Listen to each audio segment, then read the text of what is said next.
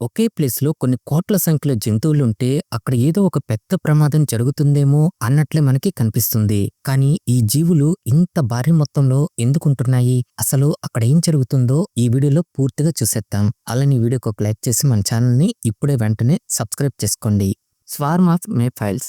ఈ ఇన్సెక్ట్ ఎంత విచిత్రమైందంటే ఇది కేవలం ఒక్కరోజు మాత్రమే బ్రతుకుతుంది. అందుకే దీన్ని వన్ డే ఇన్సెక్ట్ అని కూడా పిలుస్తుంటారు. యుఎస్ఏ, కెనడా, యూరోప్ లో కనిపించే ఈ ఇన్సెక్ట్స్ లార్వాగా ఉన్న స్టేజ్ లో ఈ నీటి కింద దాదాపు 2 సంవత్సరాల వరకు బ్రతుకుతుంది. ఎప్పుడైతే ఇది పూర్తిగా అడల్ట్ గా మారుతుందో అప్పుడు ఈ నీటిపైకి వచ్చి ఫీమేల్ ఇన్సెక్ట్ తో జతకట్టి 24 గంటల్లో చనిపోతుంది. ఈ ఫీమేల్ ఇన్సెక్ట్స్ కూడా ఈ ఎగ్స్ పెడుతూనే ఈ నీటిపై చనిపోతాయి. మే నుంచి ఆగస్టు వరకు ఈ నీటి ఉష్ణోగ్రత అనుకూల స్థాయిలో ఉంటుంది. ఆ టైంలో ఈ లార్వాస్ అడల్ట్ స్టేజ్ కి మారతాయి. అందుకే కేవలం ఒక్క రాత్రిలో కొన్ని లక్షల సంఖ్యలో ఈ ఇన్సెక్ట్స్ అన్ని ఒక్కసారిగా ఇలా బయటకు వచ్చేస్తాయి. ఇన్ని భారీ సంఖ్యలో ఒక్కసారిగా ఇలా ఇన్సెక్ట్స్ రావటం నిజంగా ఈ మనుషులకి ఆ టైంలో చాలా చిరాకు తెప్పిస్తాయి. వాళ్ళ కార్స్ నిండా ఈ ఇన్సెక్ట్స్ చేరిపోతాయి. ట్రావెల్ చేయాలన్నా కూడా చాలా కష్టమైపోతుంది. కానీ ఈ మనుషులకి ఈ ప్రాబ్లం అనేది కేవలం ఒక్కరోజు మాత్రమే ఉంటుంది. ఇన్ని లక్షల సంఖ్యలో ఈ ఇన్సెక్ట్స్ రావటం చాలా మందికి చిరాకు తెప్పించినా కూడా ఈ ఇన్సెక్ట్స్ మాత్రం ఈ ఎన్విరాన్మెంట్ కి చాలా సహాయం చేస్తున్నాయి. ఇది లార్వాగా ఉన్నప్పుడు ఈ నీటిలో ఉండే ఆల్గేని అలానే కుళ్ళిపోయిన మొక్కల్ని తింటూ ఆ నీటిని చాలా శుభ్రంగా ఉండేలా చేస్తాయి. ఇంకా ఇవి ఇలా బయటకు వచ్చి ఒక్క రోజులో చనిపోయిన తర్వాత ఈ నేలపై పడి అవి నేచురల్ ఫెర్టిలైజర్ గా మారి ఈ మట్టిలో న్యూట్రిషన్స్ ని పెంచుతాయి. దీనివల్ల మొక్కలు కూడా బాగా పెరుగుతాయి. అందుకే ఇవి ఎకోసిస్టమ్ బ్యాలెన్స్ ని నిలబెట్టే సైలెంట్ వర్కర్స్ గా కూడా పేరు తెచ్చుకున్నాయి. Thousands of స్నోగీస్. ఉదయం ఆకాశం వైపు చూస్తే తెల్లని మేఘాలు కదులుతున్నట్టు కనిపిస్తాయి. కానీ దగ్గరగా గమనిస్తే అవి మేఘాలు కాదు, వేల సంఖ్యలో ఒకేసారి ఎగిరే ఈ స్నోగీస్. ప్రపంచంలో ఉన్న అన్ని ప్రదేశాల గురించి మనకు తెలియదు, కానీ అలాంటి తెలియని ప్రదేశంలోనే ఇలాంటి వింతైన అద్భుతాలను మనం చూస్తుంటాం. ఉత్తర అమెరికాలో ఉండే ఈ పక్షులు శీతాకాలం దగ్గర పడగానే ఆహారం మరియు వెచ్చని వాతావరణం కోసం లక్షల సంఖ్యలో మైగ్రేషన్ ప్రారంభిస్తాయి. ప్రతి పక్షి తెల్లగా ఉండటం వల్ల అవి గుంపుగా ఎగిరేటప్పుడు ఆకాశం మొత్తం మంచుతో కప్పబడినట్లుగా కనిపిస్తుంది. ఇది ఒంటరిగా కాకుండా గుంపులుగా ఎగరటానికి గల కారణం సర్వైవల్. ఎందుకంటే ఇలా లక్షల సంఖ్యలో ఉంటే ప్రెడేటర్స్ కూడా ఒక పక్షిని టార్గెట్ చేయటం చాలా కష్టమవుతుంది. అంతేకాదు ముందు ఉన్న పక్షి గాలి తాకిడిని తగ్గించడం వల్ల వెనుక ఉన్న వాటికి కూడా ఎనర్జీ సేవ్ అవుతుంది. అందుకే ఇవి చాలా దూరాలు అలసట లేకుండా ప్రయాణిస్తాయి. ఈ స్నోగీస్ మైగ్రేషన్ సమయంలో ఇవి భూమి మీదకి దిగితే ఆ దృశ్యం పొలాలు మొత్తం తెల్లగా మారిపోయినట్లుగా, ఇంకా అది ఒక స్నో ఫీల్డ్ గా కనిపిస్తుంది. మైగ్రేషన్ టైంలో ఈ పక్షులు ఒకేసారి 10 లక్షల నుంచి 30 లక్షల వరకు ఈ ఆకాశాన్ని నింపేస్తాయి. అలాంటి విజువల్ ని చూసినప్పుడు మనకి ప్రకృతి ఎంత శక్తివంతమైందో గుర్తు చేస్తాయి. ఇది కేవలం మైగ్రేషన్ కాదు, ప్రకృతి చూపించే ఒక silent miracle. Wild beast migration. ఈ వైల్డ్ బీస్ట్లు పుట్టినప్పటి నుంచి చనిపోయేంత వరకు ప్రతి ప్రమాదాన్ని ఎదుర్కొంటూనే బ్రతకవలసి ఉంటుంది. వీటిని చంపటానికి ఎప్పటికప్పుడు అతి బలమైన క్రూర మృగాలు ఎదురు చూస్తూనే ఉంటాయి. ముఖ్యంగా ఇవి మైగ్రేషన్ అయ్యే టైంలో. ఈ టైంలో ఇవి పడే ఇబ్బందులు పూర్తిగా నరకాన్ని చూస్తాయి. వీటిలో 15 లక్షలకు పైగా వైల్డ్ బీస్ట్లు, మిగతావి జీబ్రాస్ అండ్ వేరేవి శాకాహార జంతువులు. ఇవన్నీ కలిపి 20 లక్షలకు పైగా ఉంటాయి. టాంజానియాలోని సెరెగెంటి నేషనల్ పార్క్ నుంచి కెన్యాలోని మాసాయి మారా వరకు, అంటే 3000 కిలోమీటర్ల దూరం వరకు వీటి ప్రయాణం ఉంటుంది. ఇప్పుడే మనకు అర్థమవుతుంది వీటి మ్యాసివ్ జర్నీ అనేది ఎంత పెద్దదో అని. ఈ వైల్డ్ బీస్ట్లు అనేవి ఎన్ని సంవత్సరాలు బ్రతికితే అన్ని సార్లు ఈ మైగ్రేషన్ అనేది జరుగుతూనే ఉంటుంది. అంటే ఇవి ప్రతి సంవత్సరం ఇలా మైగ్రేషన్ అవుతూనే ఉంటాయి. ఎందుకు ఇన్ని లక్షల సంఖ్యలో ఉన్న జంతువులు ఒక్కసారిగా ఇలా మైగ్రేషన్ అవుతాయంటే వాటర్ మరియు అవి తినే గ్రాస్ కోసం. సింపుల్ గా చెప్పాలంటే వర్షాలు ఎక్కడైతే పడుతుంటాయో అటువైపు ఇది మైగ్రేషన్ అవుతూనే ఉంటాయి. అన్నింటికన్నా ఈ మారాని నదిని దాటే సమయంలో మాత్రం ఎన్ని జంతువులు చనిపోతాయో ఎన్ని బ్రతుకుతాయో కూడా చెప్పటం చాలా కష్టం. ఎందుకంటే ఈ నదిలో ఈ జంతువులను చంపటానికి ఈ మొసళ్ళు ఎదురు చూస్తూనే ఉంటాయి. ఎప్పుడైతే ఈ జంతువులు ఈ నదిలోకి వస్తాయో అప్పుడు ఇక్కడ ఒక పెద్ద విధ్వంసమే జరుగుతుంది. చివరికి ఆ పోరాటంలో 6000కు పైగా వైల్డ్ బీస్ట్లు చనిపోతాయి. అయినా సరే వీటి ప్రయాణం ప్రతి సంవత్సరం జరుగుతూనే ఉంటుంది.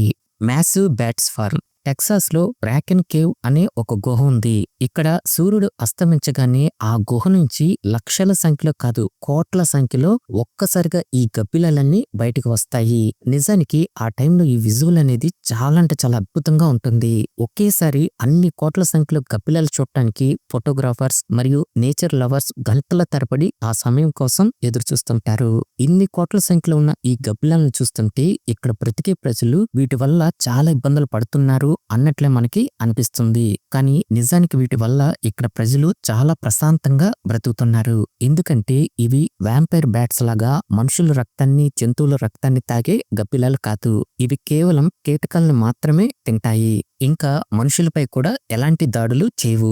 ఒక్క గబ్బిలం బయటకు వచ్చిందంటే అది ఆ ఒక్క రాత్రిలో కొన్ని వేల సంఖ్యలో ఉన్న పురుగుల్ని తినేస్తుంది. దీంతో అక్కడ వ్యవసాయం చేసుకునే రైతులకి పురుగుల మందు కొట్టాల్సిన అవసరం కూడా ఉండదు. ఈ రైతులు పండించే పంటలకి ఎలాంటి నష్టాలు రాకుండా ఈ గబ్బిలాలు ప్రతి రాత్రి పంటల్ని నాశనం చేసే పురుగుల్ని లక్షల సంఖ్యలో తినేస్తుంటాయి. అందువల్ల రైతులు వాడే విషపూరితమైన పెస్టిసైడ్స్ ని కూడా వాడాల్సిన అవసరం వీళ్ళకి ఉండదు. ఇంకా ఈ దోమలను కూడా చంపి తినేయటంతో వాటి సంఖ్యను కూడా భారీగా తగ్గించేసి ఈ దోమల వల్ల వచ్చే ప్రమాదకరమైన వ్యాధుల నుంచి కూడా ఈ మనుషుల్ని కాపాడుతున్నాయి. ఈ గబ్బిలాలు వాటి మనుగడతో పాటు మనుషులకు కూడా ఒక సైలెంట్ ప్రొటెక్టర్స్ లాగా పనిచేస్తుంటాయి. Jelly fish Bloom. నిన్నటిదాకా ప్రశాంతంగా కనిపించిన ఈ సముద్రం ఒక్కసారిగా కొన్ని లక్షల సంఖ్యలో జెల్లీ ఫిషెస్ తో నిండిపోతుంది. అసలు ఇలా ఎందుకు జరుగుతుంది?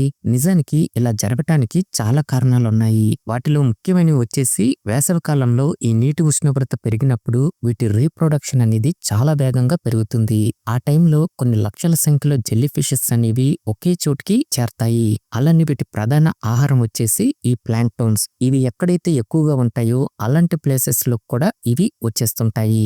ఇంకా వీటిని చంపి తినే తాబేళ్లు పెద్ద చేపలు లేకపోవటం వల్ల కూడా వీటి సంఖ్య అమాంతంగా పెరిగి ఇలా గుంపులుగా ఏర్పడతాయి. చివరికి ఈ సముద్రం ఎక్కువగా కదలకుండా ఉన్నప్పుడు కూడా ఈ జెల్లీ ఫిష్ లు ఒకే చోట గుంపులుగా ఏర్పడతాయి. ప్రపంచవ్యాప్తంగా 2000 కంటే ఎక్కువ జెల్లీ ఫిష్ జాతులు బ్రతుకుతున్నాయని ఈ సైంటిస్టులు తెలుసుకున్నారు. అయితే వీటిలో కేవలం కొన్ని జాతులు మాత్రమే, ముఖ్యంగా moon jellyfish, numerous jellyfish and sea nettles లాంటివి ఇలా భారీగా గుంపులుగా బ్లూమ్ చేస్తుంటాయి. వీటిలో మూన్ జెల్లీ ఫిష్ స్టింగ్ చేసినా కూడా ఆ మనుషులకి పెద్దగా ప్రమాదం ఉండదు. కానీ నూమరస్ జెల్లీ ఫిష్ లాంటి కొన్ని పెద్ద జాతులు స్టింగ్ చేస్తే తీవ్రమైన నొప్పి ఇంకా మెడికల్ ఎమర్జెన్సీ కూడా అవసరమవుతుంది. సీ నెటిల్స్ స్టింగ్ చేసినా సాధారణంగా ప్రాణాపాయం ఉండదు. అందుకే ఇలాంటి ప్రమాదకరమైన జెల్లీ ఫిష్ గుంపులను మనుషులు దూరం నుంచే చూస్తారు, దగ్గరికి వెళ్లే సాహసం చేయరు. కానీ మూన్ జెల్లీ ఫిష్ ఎక్కువ ప్రమాదం లేకపోవడంతో కొంతమంది డైవర్లు వాటి మధ్యలోకి వెళ్లి ఈ అద్భుతమైన విజువల్ ని చాలా దగ్గరగా చూసి ఆనందిస్తుంటారు. Sardine run. దక్షిణాఫ్రికాలో ఉన్న ఇండియన్ మహాసముద్రం అడుగున అంటే 700 అడుగుల లోతులో మనకి ఇంత అద్భుతం కనిపిస్తుంది. ఈ చేపల గుంపు అనేది ఒక్కోసారి లక్షల సంఖ్యలో ఉంటే మరోసారి కోట్ల సంఖ్యలో ఉంటుంది.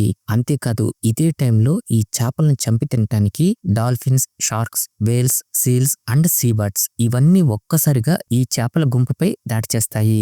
నిజానికి ఆ టైంలో ఇవి చేసే అటాక్స్ చాలా అద్భుతంగా ఉంటుంది.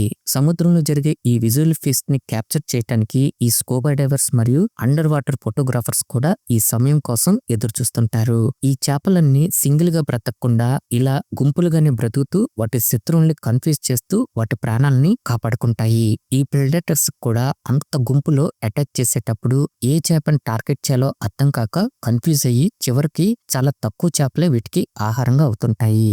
ఈ చేపలు మే నుంచి జూలై నెల మధ్యలో లక్షల సంఖ్యలో లేదా కోట్ల సంఖ్యలో చల్లటి నీటి కోసం ఇలా మైగ్రేట్ అవుతూ ఉంటాయి. చివరికి ఒక పెద్ద వేలు వచ్చి వీటిని అమాంతంగా మింగేసినా కూడా వందల చేపల్ని తినగలుగుతుంది. కానీ వీటి సంఖ్య కోట్లలో ఉండటంతో ఆ చేపలకు జరిగే నష్టం చాలా చిన్న శాతమే. అందుకే ఈ చేపలు ఇంతమంది ప్రెడేటర్స్ దాడి చేసినా కూడా ఇవి వాటి నుంచి తప్పించుకుని ఇంత ఈజీగా సర్వే అవ్వగలుగుతున్నాయి. Lot of anaconda. ఈ మధ్య అమెజాన్ రివర్ లో కొన్ని వందల అనకొండ పాములు ఒకే చోట ఉన్నట్లు ఈ వీడియో తెగ వైరల్ అయిపోయింది. నిజానికి ఇది ఏఐతో జనరేట్ చేసిన వీడియో అని కొంతమందికి తెలుసు. కానీ తెలియని వాళ్ళు ఇది నిజమే అనుకొని ఈ వీడియోని షేర్ చేస్తూ ఇంకా బాగా వైరల్ చేసేశారు. అయితే నిజంగా ఒకే చోట వందల అనకొండ పాములు ఉంటాయా అంటే ఉంటాయి కూడా. కానీ అవి మరీ ఇలా వందల సంఖ్యలో కాకుండా 20 నుంచి 30 అనకొండ పాములు ఒకే చోట ఉంటాయి. అది కూడా రీప్రొడక్షన్ టైంలో. ఒక ఆడ అనకొండ నుంచి వచ్చే వాసన గుర్తించిన వెంటనే చుట్టుపక్కల ఉన్న మగ అనకొండ పాములు అక్కడికి చేరి ఒకదానిపై ఒకటి చుట్టుకుంటూ బ్రీడింగ్ బాల్ లా మారిపోతాయి. ఈ గుంపులో 20 నుంచి 30 అనకొండ పాములు ఒకే చోట ఉంటాయి. ఇలాంటి సంఘటనలు వీళ్ళు ఏఐతో జనరేట్ చేసి ఈ వీడియోని యూట్యూబ్ లో అప్లోడ్ చేశారు. ఓకే ఫ్రెండ్స్, ఈ వీడియో నచ్చితే లైక్ చేసి మన ఛానల్ ని ఇప్పుడే సబ్స్క్రైబ్ చేసుకోండి.